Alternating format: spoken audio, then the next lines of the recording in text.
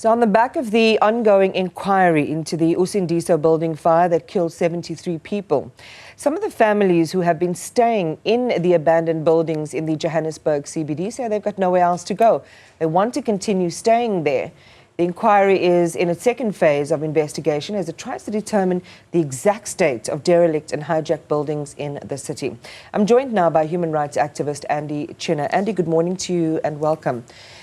It's always so important in conversations like these to understand that you have what's happening at an executive level, so you have all of the city officials that need to talk about what's happening in the city. You have an official panel that's now looking into and investigating what happened so that it doesn't happen again. Yeah. But perhaps what is not as prominent is the story of the people who do choose to live in those buildings, why they choose to stay, then what they say about their own lives. So I'd love for you to maybe just start with that picture. So man is a very adaptive creature. You know, we'll adapt to a situation. Doesn't mean it's the ideal. And when we look at a democracy such as South Africa, we fought for freedom, we fought for dignity. You know, one of the pillars of constitution is dignity.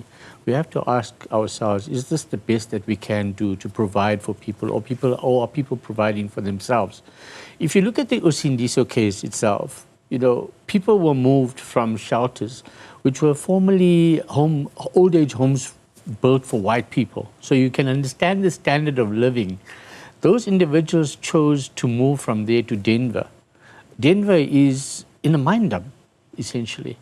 It is one of the most volatile areas during an election because of the men's hostel there.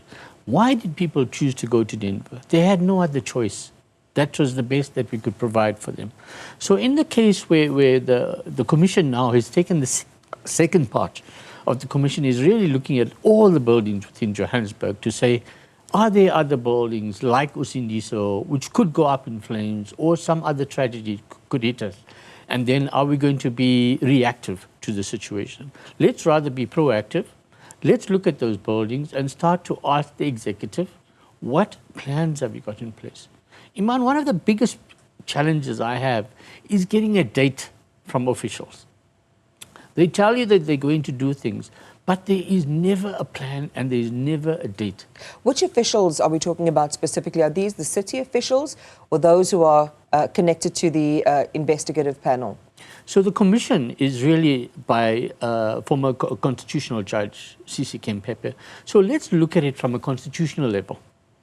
It must drill down, although it's a local government officials, the mayor and his team, and the Gauteng government, because remember, Panyaza Lusufi called for the commission. You know, so it's at that level. He escalated to President Ramaphosa. So let's look at it from a constitutional level. Every single level of government is responsible for this. Where does the money come if the city doesn't have enough money, which they keep on telling us? They don't have enough money to do all these things. Then we have to look at province, then we have to look at government. So holistically, it must come from all tiers of government. We can't simply say, oh, it's only the city's responsibility. Yes, at local level it is. They're immediately responsible for residents within Johannesburg. But what's the next step if they can't provide for that? It is one of the questions I've always asked. What is the escalation process? We know that the Constitution says that we must have adequate housing. If the city of Joburg says they don't have a budget, who are they escalating to? Because at the end of the day, we all pay into one big tax base. Right. What are you hopeful for in this process? What are the people that you represent wanting? Well, I specifically work with the Usindiso victims of the fire. CIRI is the organization that has been fighting for a long time for individuals within the inner city for housing. When I engage with the second part of the commission with CIRI, it's really calling for people dignity. We want housing, adequate housing for people. People have this misconception that people are living for free in all these buildings. It's not true. When we did the surveys of individuals in Usindiso, people were paying rent. People still want to pay rent, but they want affordable housing. You cannot have a one-bedroom place with no running water, no electricity, and you're still paying 1,700 rand in a city. So how do you resolve that? A, there's what we hear from the city is there's a limitation on space. You talked about budget constraints and budgetary issues. The other is perhaps the missing voice of those stakeholders, people who are directly affected in that conversation around what happens to them next. Yeah. And then you have the election of people to stay in buildings like these because they believe it's better than anywhere else they could be relocated to. How can these adequately be represented all at the same time? When the city says they don't have space, you know how big Joburg is? I mean, I've just driven from Krugersdorp and the other side. So if we had a proper public transport system, like many other cities do, people can come into the city and go out of the city. It's not only about densifying a city. It's about what are the supporting areas that we can build at. There's lots of land to be built, okay? But the problem is that there's no transport system, affordable transport system into the city.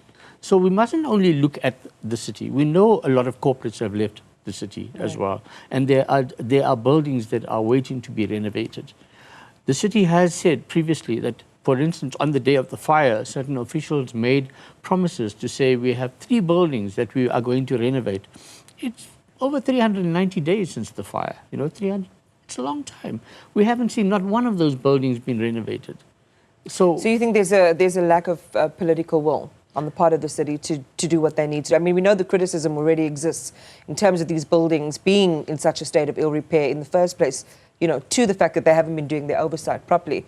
I want to come to, I mean, you talk about transport systems. These are things that are a longer burn. They take a longer time to make them do the things that you want to do. 50 years. Yeah. So it's not going to happen right now. What's the solve in this moment, though? As you've said, people who've been relocated to shelters in other places feel unsafe. It's away from where they work and where their livelihoods are. So that's why they migrate back to some of these problematic and dangerous Correct. buildings. So that's happening. Maybe talk to us a bit more about that. So, I mean, if I have to paint the picture of Denver, Denver's in the outskirts of Johannesburg. In order for an individual to come into the city, it costs them 32 rand. 800 rand a month for transport alone. When you're looking at an informal trader, that's stock money, 800 rand. Then they got to cart that 6-7 kilometers to come and sell somewhere for the day and come back. When you don't have a proper transport system, you are going to kill the economy. You're going to kill the economy of those individuals because that's what we're facing right now. Individuals cannot make a living because they're just being dumped outside the city.